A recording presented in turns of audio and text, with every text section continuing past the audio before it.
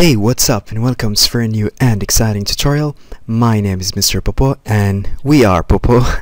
In this tutorial, what I'm going to be doing is I'm going to take you through one of the recent work that I've done and that I've uploaded on my YouTube channel as well as my Behance channel, and that is the Japanese game trailer on Nintendo DS, the Shin Megami Tensei trailer.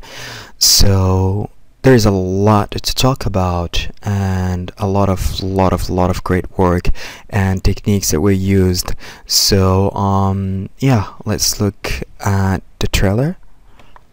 And 1, 2, 3, cheese, I guess.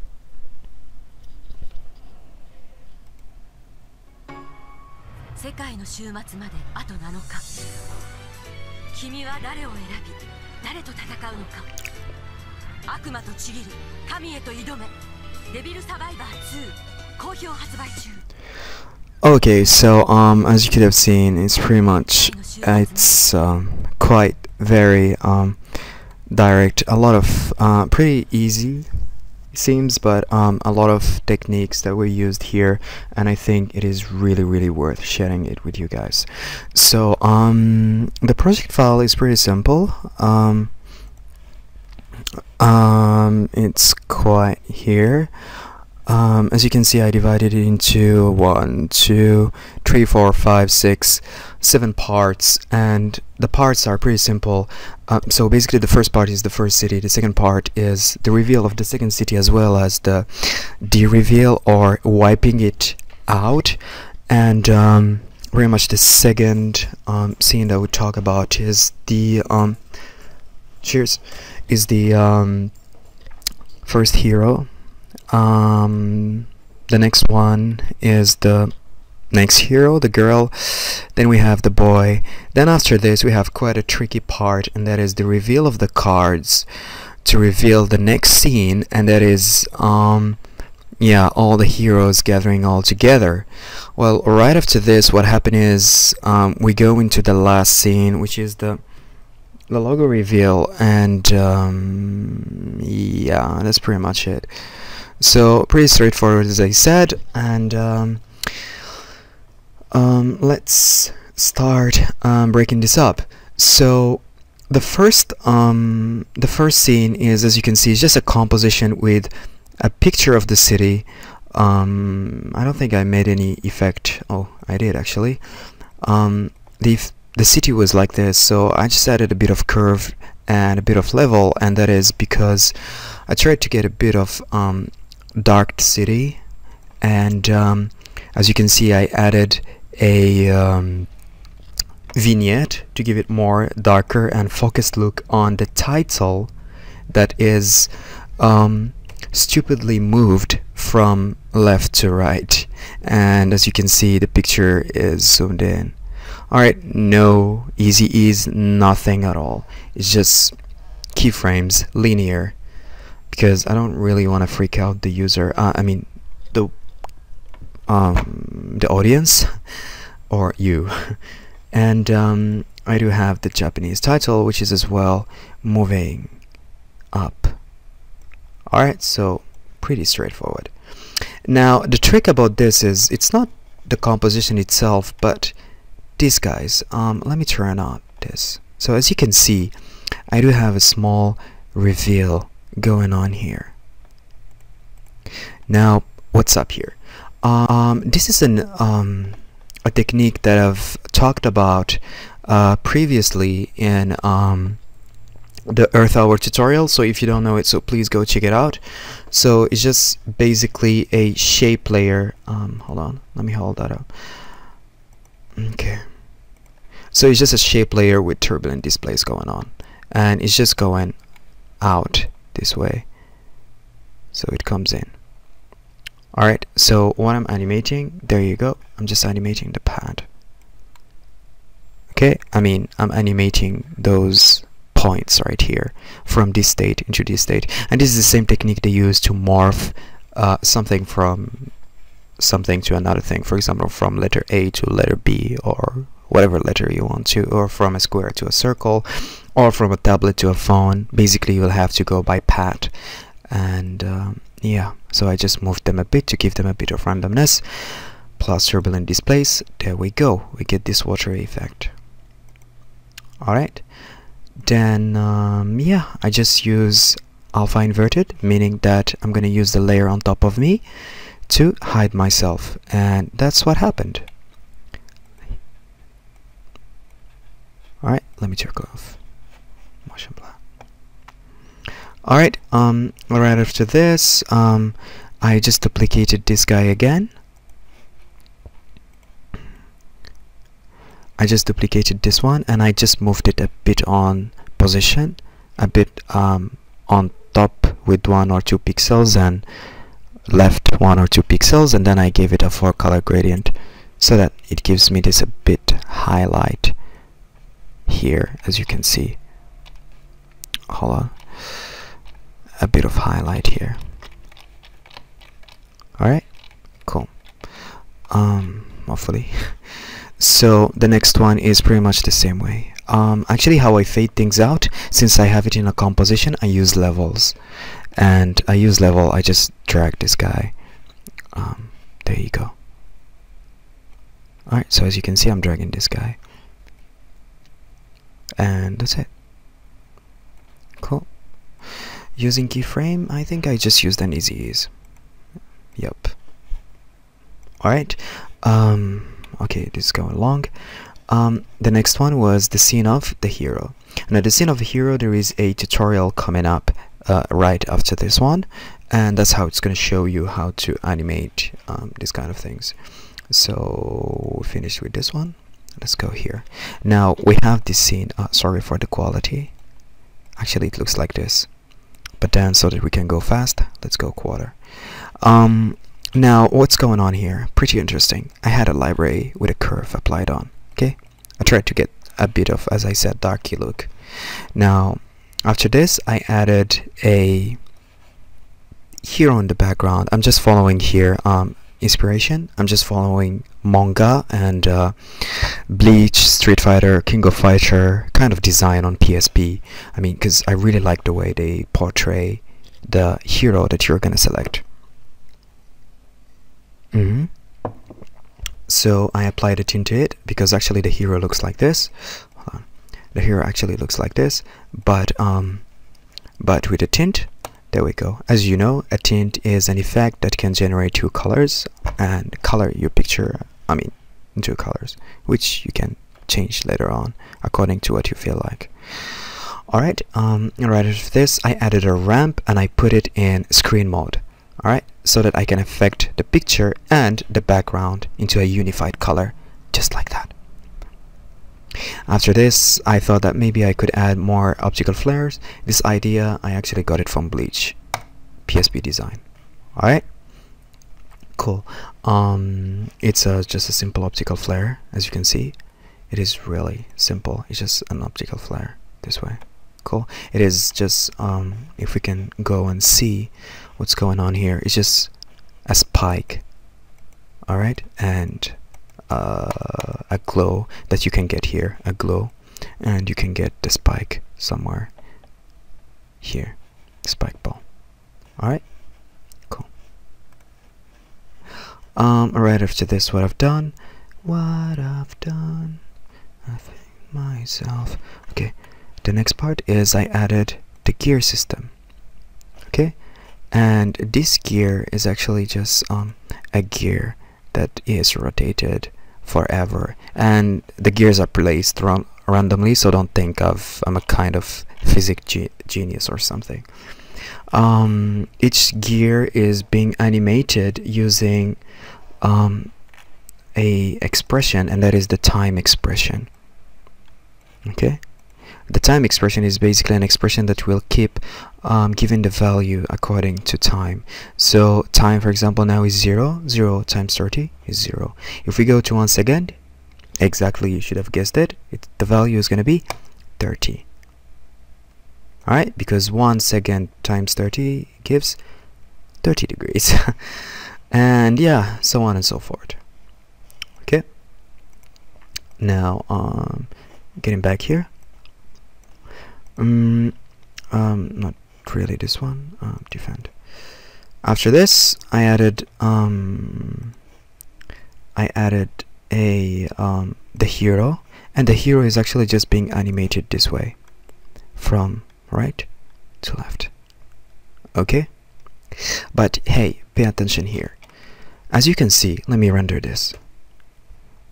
As you can see, the hero, when he comes, he doesn't just stop, he keeps continuing. And what I'm using the keyframe velocity technique, and that is a technique that I can probably explain later. This technique is just to allow me actually to control the speed in a way that I don't want that guy to stop. I can control the speed not to stop, because stop means 0. So keyframe velocity, I can set it up so that it can not stop.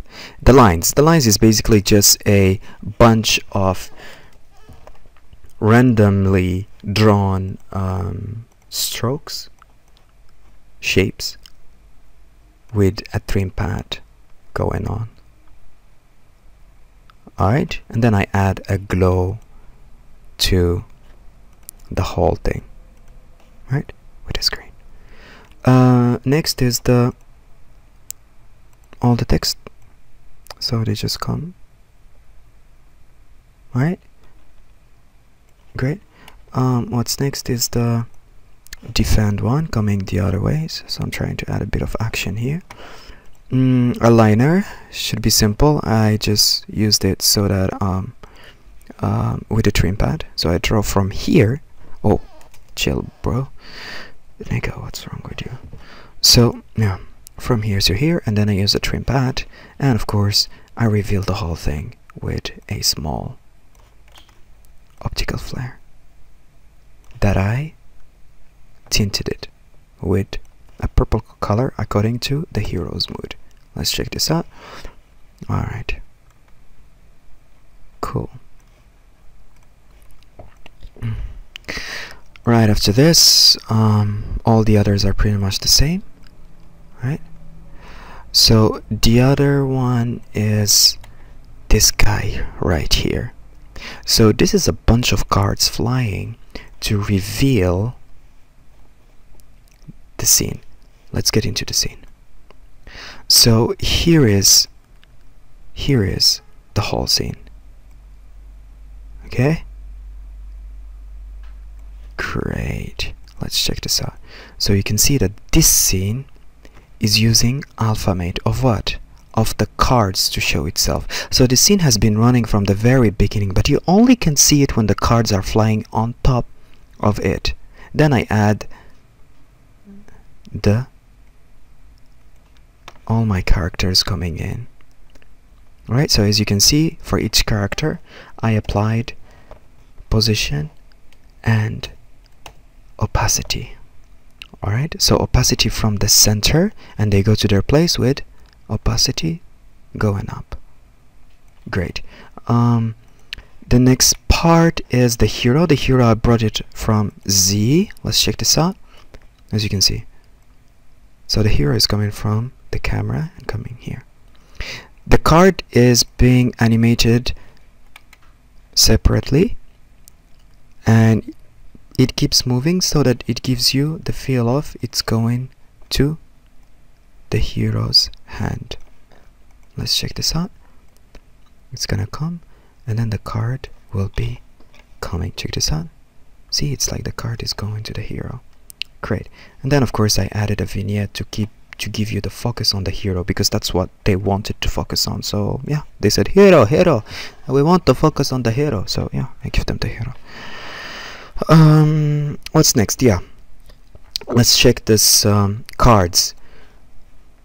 I'm sorry, no particular. Yes, the cards are handily animated.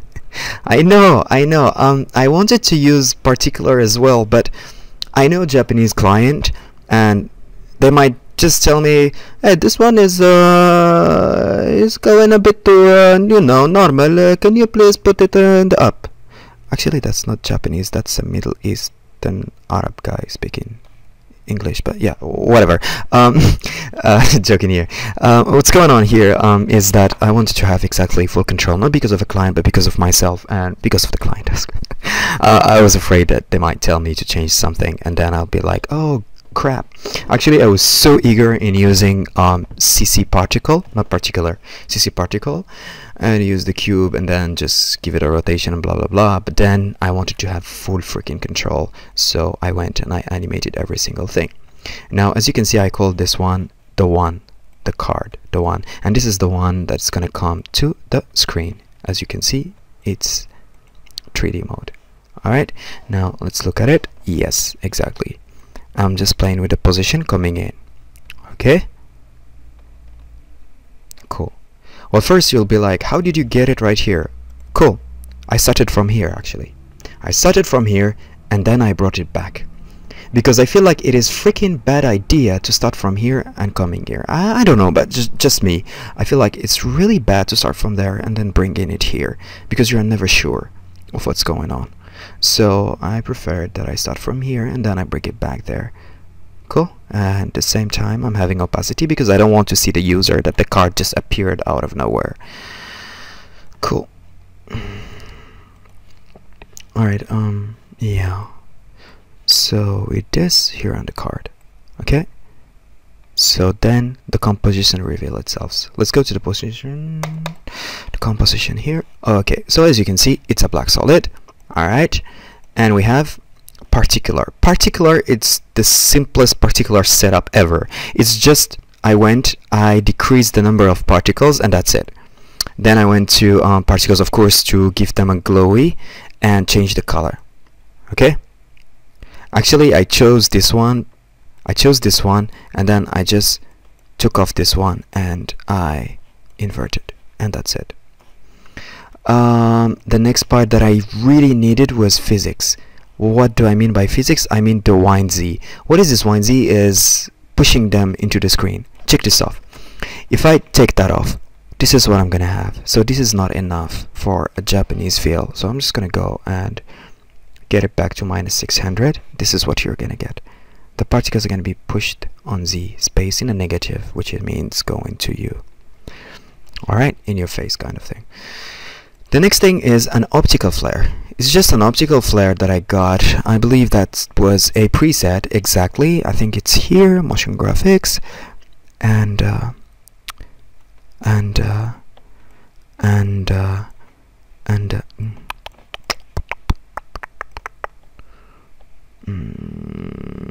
yeah, this one. Alright, cool. Now, great, hopefully it's that one. So what I did was I deleted a lot of elements so that I only can have that one, and I tinted it into blue. That's it. And then I just animated the brightness. Okay, so I want nothing and then brightness, and then it keeps evolution on animation. Great. The last part is the trickiest part. How could I get this? As you can see, is just particular. Alright, now let's get those off. This is the initial setup. How did I get this? Simple. I went to transform and then I rotated this. Alright, so I went and I rotated. I rotated what? What I rotated was this. It's a box emitter. This is point. Point, it stays there. It starts from a point.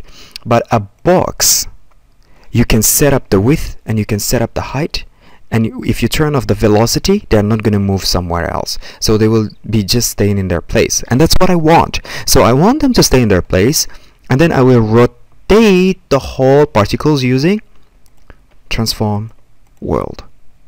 That's it. Then of course I give them a color, blah blah blah. The particle, what kind of particles? Cloudlet. Okay, so please just play with it. And I went and I added a radial blur. Okay, there you go. This is radial blur. It gives you this kind of blurry effect. Okay, but not too much. Cool. And see, it gives me this motion blur kind of feel, which is really really cool. Then after this, yes, turbulent displays. And I just set up the amount quite high, but the size is quite high as well. The most important here is the complexity. Pump up your complexity and you will get this kind of feel. Alright, and of course I added a CC lens. CC lens, what is CC lens? What is CC lens, man? What is CC lens? CC lens is the lens that can give you a CC, which can CCs the whole CCization, and then you will be CCized in a CCization way. And I have no idea what it is. Sorry. CC lens. Oh, it's distort, of course. I mean, I was just kidding. It's in distort. So this is CC lens. This is where you can see in the movie like yeah. Alright. Okay, one more time. Okay, this is gonna be lame if I hear myself. Great, so CC lens, blah blah blah. Cool. Here on card, so that's what's going on. Alright. Now the last one, and that is the gear final, the gear that come here. Alright. Crossfade, the best thing in the world. Alright, so the gears are not 3D, the gears are 2D. The gears are 2D. In fact, these are the gears. Okay, so also then they have Z rotation, time.